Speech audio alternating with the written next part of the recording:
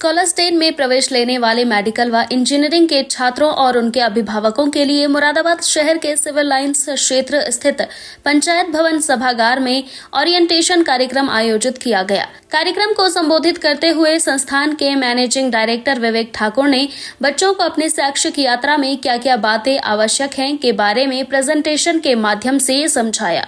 उन्होंने कहा कि वर्तमान समय में जरा सी असफलता मिलने पर बच्चे बहुत जल्दी निराश हो जाते हैं और जीवन के बड़े निर्णय ले बैठते हैं। इससे बचने के लिए अभिभावकों का बच्चों के साथ समय बिताना बहुत आवश्यक है।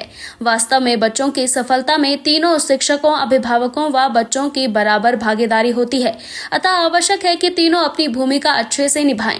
उन्होंने बच्चों को समझाते हुए कहा कि प्रकृति के साथ समय बिताना बहुत जरूरी है, क्योंकि यह आपको जीवन जीने का एक सकारात्मक नजरिया प्रदान करती है। उन्होंने आगे कहा कि वर्तमान समय में बहुत ही आवश्यक है कि बच्चों को मोबाइल और इंटरनेट से दूर रखा जाए, क्योंकि इससे बहुत ही गंभीर परिणाम देखने को मिल सकते हैं। इसी उद्देश्य के साथ स्कॉलर्स डे परिसर में किसी भी स्मार्टफोन या इलेक्ट्रॉनिक गैजेट की अनुमति नहीं है। इसी नीति का परिणाम है कि स्कॉलर्स डे में न सिर्फ बच्चों ने पढ़ाई में अच्छे अंक हासिल किए हैं, बल्कि उनके जीवन की गुणवत्ता भी बनी हुई है। अंत में प्रबंध निदेशक विवेक ठाकुर ने उपस्थित सभी अभिभावकों का आभार जताया। विवेक ठाकुर ने अपने संबोधन में आगे कहा कि परीक्षा में नंबर लाना कोई बड़ी बात नहीं है, एक अच्छा व्यक्तित्व होना बड़ी बात है। आप अपने व्यक्तित्व को बधाई तो आप जिंदगी में कभी हार नहीं मानेंगे और हमेशा अपने कार्य के प्रति और अनुशासन के प्रति जागरूक रहेंगे तो आपको कामयाबी अवश्य मिलेगी। हमारा संस्थान हमेशा विद्यार्थियों को परीक्षाओं में सफल बनाने के साथ साथ उन्हें शिक्षा के क्षेत्र में आगे बढ़ाने के लिए भरपूर प्रयास कर रहा है और आगे भी यह प्रयास जारी रहेंगे। आप अपनी जगह सही हैं। बच्चा कह रहा है कि टेस्ट में नंबर नहीं आता, आपने कहा कि चलो एक और इंस्टीट्यूट का टेस्ट सीरीज दिला देते हैं, बट आपकी इंटेंशन सही होने के बावजूद भी आप बच्चे के लिए फायदा नहीं, आप नुकसान वाला स्टेप उठा रहे हैं। जैसे जब मैंने अपनी प्रिपरेशन शुरू करी थी, जब मैं क्लास 11 में था, तो मुझे एक टॉपर ने एक सिंपल सा टिप दिया था, जैसे मैंने पूरी लाइफ फॉलो किया और बहुत वर्क करता है। स्कॉलर्स के ज़्यादातर बच्चे यही फॉलो करते हैं। वो ये है कि जिस भी इंस्टीट्यूशन में आप पढ़ रहे हो, A to Z सब कुछ उसका फॉलो करो, क्योंकि सब कुछ एक सिंक में होता है। यहाँ जितने भी बच्चे टॉप रैंक देके गए हैं, एक भी ऐसा बच्चा नहीं है जिसने इस इंस्टीट्यूट का टेस्ट सीरीज, उस इंस्टीट्यूट का स्टडी मटेरियल, तीसरे का सब्सक्रिप्शन, चौथे का डाउट क्लियरिंग ऐसे लगा रखा है। नो, पेरेंट्स समझिएगा आपके लिए बहुत नेचुरल है, बट ऐसा करने से बचें। कभी भी ऐसा आपको लग रहा है तो आप हमसे जरूर डिस्कस करें। और यकीन मानिए, बहुत एवरेज, बहुत बिलो एवरेज बच्चे यहाँ पे जो क्लास 11th के एंड तक, आप यकीन नहीं करेंगे अगर मैं आपको स्कोर शीट दिखा दूं, क्लास 11th के एंड तक वेदांशी के कभी भी 300 मार्क्स से ज़्यादा नहीं आए। ऐसे में बच्चे बहुत नेचुरल कंक्लूजन ड्रॉ कर लेते हैं कि यार हमको लाना तो 600 है, हमारे पूरे 11th में कभी 300 क्रॉस नहीं हुए, तो हम क्या करते हैं, उसे कोरिलेट करके सोचते हैं यार हमारे तो बस का ही नहीं है। पेरेंट्स भी कई बार डिमोटिवेट हो जाते हैं। इवन मैं बताऊं, उस बच्ची के फादर ने मुझसे साफ साफ ये कहा, वो सेंटेंस मुझे आज भी याद है और कभी मिलते हैं तो मैं उनको याद भी ले जाता हूं तो हंसने लगते हैं। बोले कि सर से जाके कहना उन्हें नीट की कोचिंग नहीं चलानी है क्या, सिर्फ इंजीनियरिंग पे ही ध्यान देना है क्या, क्योंकि वो 300 नंबर ज़्यादा कभी क्रॉस ही नहीं करते थे। और मैं उनसे हमेशा कहता था कि पेशेंस रखिए, अभी पूरा 12th पढ़ा हुआ है, क्योंकि 11th में क्या करते हैं बच्चे, गलतियां करते हैं, उन गलतियों से सीखते हैं, उन्हें हमें सही से इंप्लीमेंट करना है। तो 300 मार्क्स जिस बच्चे कभी क्रॉस ही नहीं किए पूरे 11th में, वो बच्चा एक्चुअल एग्जाम में 635 करके आया। यही बच्चे ज़्यादातर गलती करते हैं कि हम 11th क्लास के अपने मार्क्स को देख के हम खुद अपने बारे में कंक्लूजन ड्रॉ कर लेते हैं और सबसे ज़्यादा डीमोटिवेशन वहीं से आता है।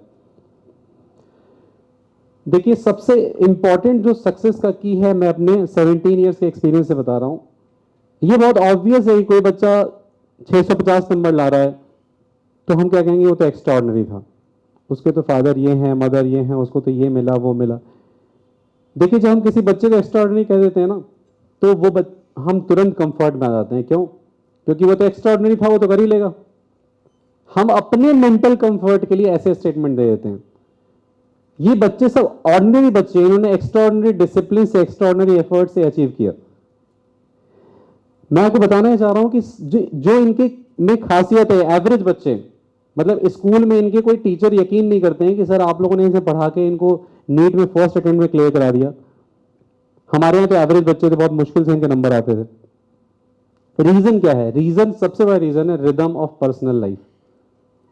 ज्यादातर बच्चे यहां स्ट्रगल कर रहे हैं कि वो सुबह 5 बजे उन्हें उठना है, वो उठ नहीं पा रहे हैं, लेकिन उनका सपना क्या है कि हम 700 नंबर लाएंगे 720 में।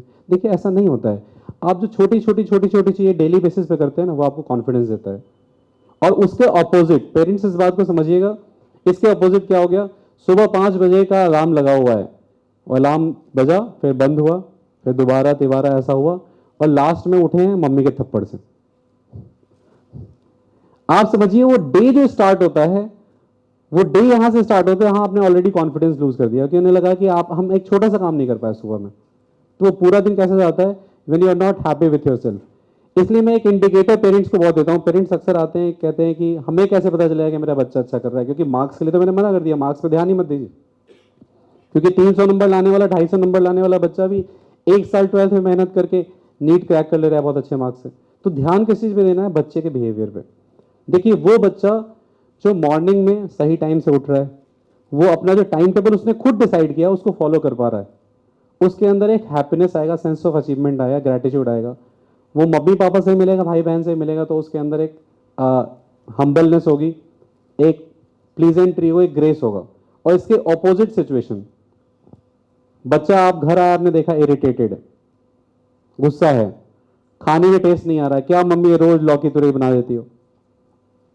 आप समझिएगा सब कुछ लिंक्ड है पढ़ाई से, इसका सारा कनेक्शन पढ़ाई से है। ये सब बातें मैं इसलिए कर रहा हूँ, क्लास 12th में अक्सर ऐसा होता है कि जब बोर्ड एग्जाम भी सामने है, नीट का पेपर भी सामने है, प्री बोर्ड भी है, तो डीमोटिवेशन में बच्चे जब डिप्रेशन में जाने लगते हैं, तो पेरेंट्स सबसे पहला काम क्या करते हैं, उन्हें किसी साइकेट्रिस्ट के पास ले गए। फिर वहां से बात नहीं बनी तो हिंदुस्तान में क्या होता है, फिर बाबा के पास जाते हैं, कोई ताबीज दे दिया उन्होंने, कोई जड़ी बूटी दे दी, सब कुछ जब काम नहीं करता तो मेरे पास लेके आते हैं। मैं इस साल का आपको एक इंसिडेंट बता रहा हूँ। 12th क्लास का एक बच्चा प्रेशर में आके इतना ज्यादा सीवियर डिप्रेशन में चला गया था, यश नाम का बच्चा, कि बैठे बैठे उसके हाथ ट्विस्ट होने लगते थे। बस में एक दिन क्या हुआ, यहां से जब घर जा रहा था, तो हाथ इतना ट्विस्ट हो गया कि बच्चे सीधा करने की कोशिश कर रहे हैं, नहीं हो पा रहा है। डॉक्टर्स ने एडवाइस किया sleep inducing medicine, anti depression medicine सारी। जब कुछ वर्क नहीं किया तो उसकी मम्मी उसे लेके आई मेरे पास, तो मैंने उनको सिंपल सॉल्यूशंस बताए। मैंने कहा सबसे पहली प्रॉब्लम यह है कि इस बच्चे ने अपने जीवन में जितने भी आनंद के स्रोत है सब बंद कर दिए। क्यों? सुबह का सूरज कब देखा पता नहीं। सिर्फ हम क्या करते हैं, फिजिक्स केमिस्ट्री बायो में जिंदगी को उलझा लेते हैं। और आप सोचिए 1-1.5 महीने की मेरी मेडिसिन, जिसमें मैंने कोई भी मेडिसिन रिकमेंड नहीं किया, सिर्फ बताया कि आपको ये टाइम टेबल फॉलो करना है, वो बच्चा ना सिर्फ नॉर्मल हुआ, अभी उसने फर्स्ट सेशन में जेईई मेन में 96 परसेंटाइल सिक्योर किया है।